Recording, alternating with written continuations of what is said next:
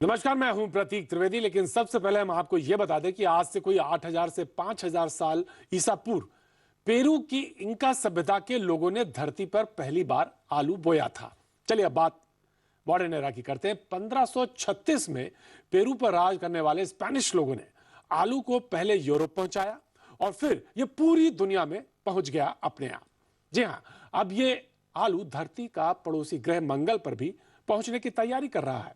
लाल ग्रह की मिट्टी पर उगा आलू कैसा होगा, ये जानने के लिए अमेरिका स्पेस नासा दुनिया के सामने लाने जा रही है मंगल ग्रह का आलू। तो आइए देखते हैं ये आलू कैसे है अजूबा।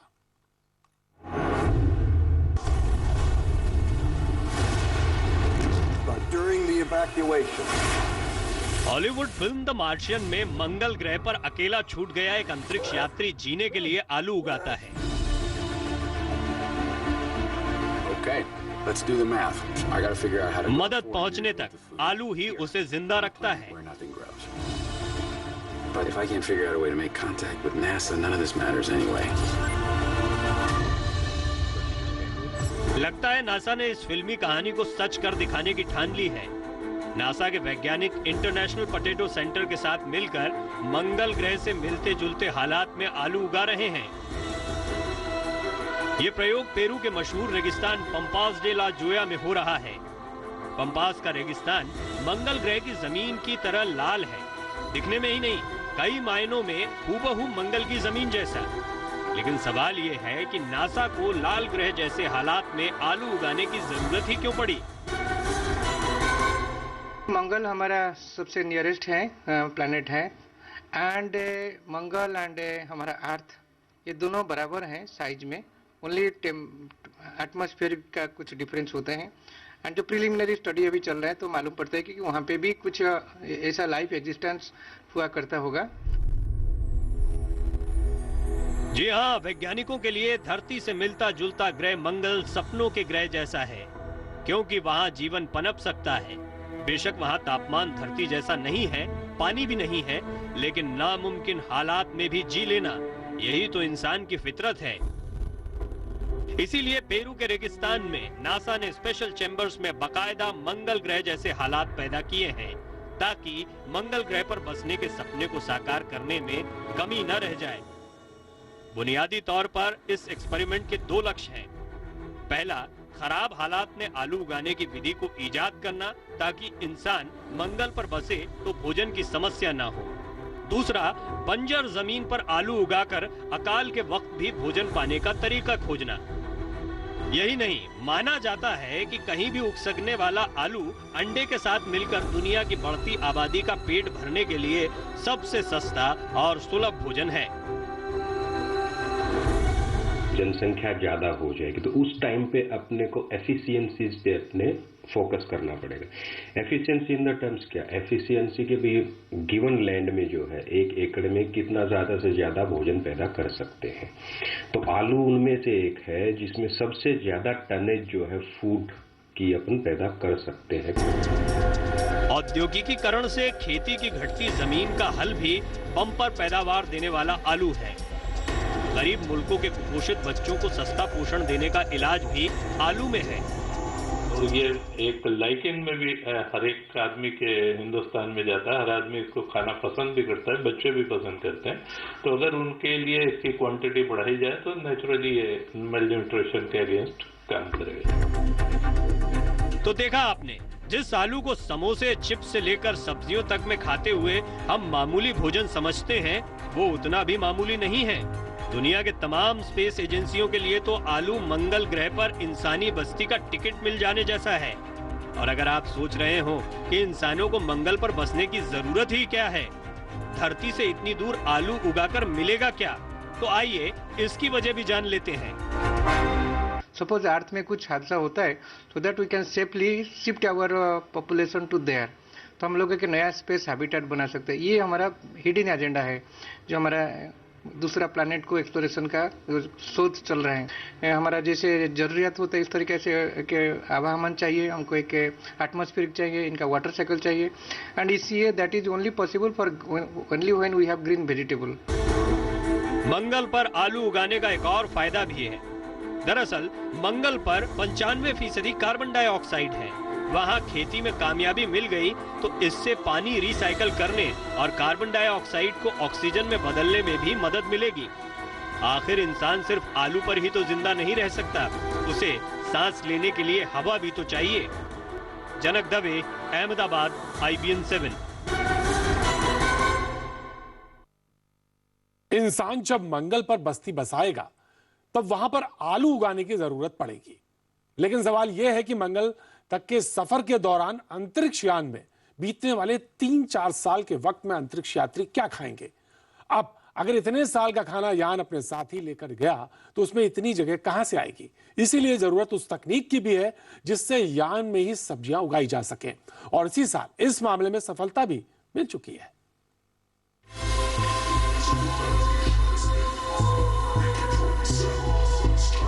पेरू के रेगिस्तान में आलू उगाने में नासा को सफलता मिल भी गई तो भी मंगल ग्रह की जमीन पर आलू उगाने के लिए बरसों इंतजार करना पड़ सकता है। अभी तक भारतीय स्पेस एजेंसी इसरो के मंगलयान समेत कई मानव रहित स्पेस मिशन ही वहां पहुंच सके हैं। लाल ग्रह पर इंसान के पहले कदम का इंतजार अब भी है, लेकिन इस बड़े कदम के लिए छोटे छोटे कदम रखने की कोशिशें जारी हैं। इन्हीं कोशिशों के तहत 10 अगस्त 2015 को अंतर्राष्ट्रीय स्पेस स्टेशन ISS में अंतरिक्ष यात्रियों ने अंतरिक्ष में उगाई गई सब्जियों का पहला स्वाद चखा, जो एक तरह का साग था। This is Mission Control Houston. The crew on board the station are ready to consume the red romaine lettuce leaves, the product of the innovative and groundbreaking harvesting of the veggie experiment.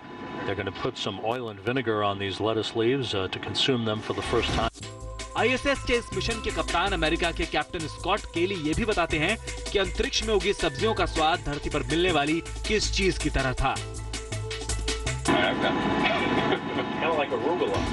केली के मुताबिक ये स्वाद सलाद में इस्तेमाल होने वाले arugula के पत्तों की तरह था, जिसे स्पेस स्टेशन पर एक खास कल्चर बॉक्स में हरी, लाल और नीली LED लाइट्स के बीच उगाया गया था। अंतरिक्ष में सब्जी उगाने का यह तजुर्बा नासा के वेज 01 प्रयोग का हिस्सा था। इसका मकसद था माइक्रोग्रेविटी में पौधे उगने की प्रक्रिया का अध्ययन करना। इसके तहत 8 जुलाई को स्पेस स्टेशन पर बीज बोया गया था। वैसे अंतरिक्ष में उगी सब्जी का स्वाद पहली बार अगस्त 2015 को जरूर चखा गया, लेकिन सब्जी उगाने का पहला सफल प्रयोग मई 2014 में किया जा चुका है। कुछ दिन पहले वो पोटैटो का cultivation also that has been tested in our international space station. ये सारे प्रयोग इसलिए हो रहे हैं क्योंकि मंगल तक मानव मिशन के पहुंचने में 3 से 4 साल लग सकते हैं। लिहाजा स्पेसक्राफ्ट में ही सब्जियां उगाने की जरूरत भी पड़ेगी। स्पेसशिप में उगी ताजा सब्जी कम ग्रेविटी के कारण अंतरिक्ष यात्रियों के शरीर में होने वाले बदलाव के मुकाबले में भी मदद देगी। मसलन हवा में तैरते शरीर में खून पैर के बजाय सिर की तरफ दौड़ता है। इससे सिर चकराने, मितली आने के साथ साथ खाने का स्वाद मिलना भी बंद हो जाता है। लेकिन ताजा सब्जियों में मौजूद एंटीऑक्सीडेंट इन समस्याओं से बचा सकते हैं। जनक दवे, अहमदाबाद, IBN 7।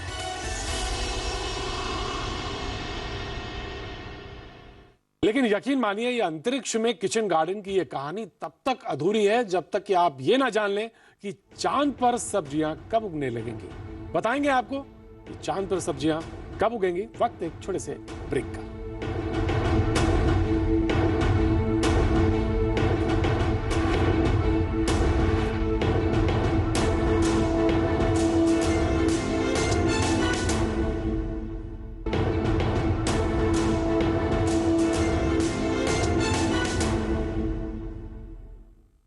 आप देख रहे हैं हमारी खास पेशकश मंगल ग्रह का आलू।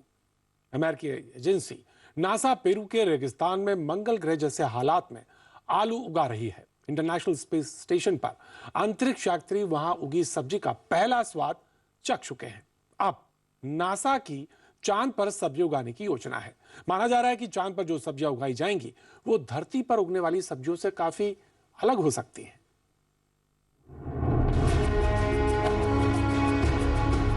धरती पर किस्म किस्म के पेड़ पौधे उगते हैं। हालांकि अंतरिक्ष में हर किस्म के पेड़ पौधे को उगाना फिलहाल संभव नहीं है, लेकिन नासा के प्रयोग ने साबित कर दिया है कि अंतरिक्ष पर साग सब्जियां उगाना संभव है। यह चमत्कार हुआ है इंटरनेशनल स्पेस स्टेशन में, लेकिन जल्द ही चांद पर भी उगाई जाएंगी सब्जियां। अंतरिक्ष में बनेगा किचन गार्डन। चांद पर उगेंगी सब्जियां। जी हां, दुनिया की 2 स्पेस एजेंसियों के बीच होड़ चल रही है कि चांद पर सब्जियां कैसे उगाई जाएं। चीन की Chinese astronaut and training centre एक ऐसा खास केबिन विकसित कर रहा है जिसकी मदद से उसे यकीन है कि चांद पर सब्जियां उगाई जा सकती हैं। दूसरी तरफ नासा का एक मिशन अगले कुछ महीने में चांद पर सब्जी उगाने का प्रयोग अंजाम दे सकता है। नासा की इस महत्वाकांक्षी योजना के तहत नासा कमर्शियल लूनर लैंडर के साथ कुछ पौधे भेजेगा। इस प्रोजेक्ट की देखरेख लूनर प्लांट ग्रोथ हैबिटेट कर रहा है। चांद पर शलगम, तुलसी और जलोधर के बीज को एक खास किस्म के बक्से में भेजा जाएगा। इसमें मौजूद 3 डिश में ऐसे फिल्टर पेपर होंगे जिसमें बीजों को बढ़ने के लिए जरूरी तत्व होंगे। चांद पर इस बक्से को स्थापित करने के बाद इस पर पानी का हल्का फव्वारा छोड़ा जाएगा। इसके बाद जैसे जैसे बीज बढ़कर पौधों का आकार लेंगे, उनकी तस्वीरों को लूनर लैंडर पर लगे कैमरों के जरिए पृथ्वी पर मौजूद नासा के सेंटर पर भेजा जाएगा। नासा के वैज्ञानिक अध्ययन करेंगे कि धरती और चांद पर पौधों के बढ़ने की प्रक्रिया कैसे अलग है। So really the purpose, the objective is really to translate the Earth garden to Mars or to the Moon or to the interior of the space station. धरती के मुकाबले चांद का गुरुत्वाकर्षण महज 17% ही है। आमतौर पर धरती के गुरुत्वाकर्षण के कारण यहाँ उगने वाले पेड़ पौधों का आकार भी छोटा होता है, लेकिन अनुमान है कि चांद पर कम गुरुत्वाकर्षण होने के कारण यहाँ पर उगने वाले पेड़ पौधे काफी लंबे चौड़े होंगे। यानी कभी भविष्य में यहाँ आलू, प्याज, टमाटर बोया गया तो यकीन मानिए कि आपको जंबो साइज की सब्जियां देखने को मिलेंगी।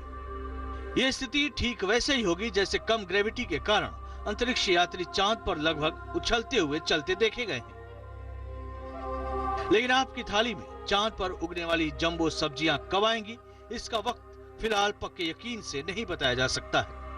हालांकि नासा को यकीन है कि चांद पर सब्जी उगाने के प्रयोग का फायदा धरती पर सब्जियां उगाने के तौर तरीकों को और बेहतर बनाने में जरूर किया जा सकेगा।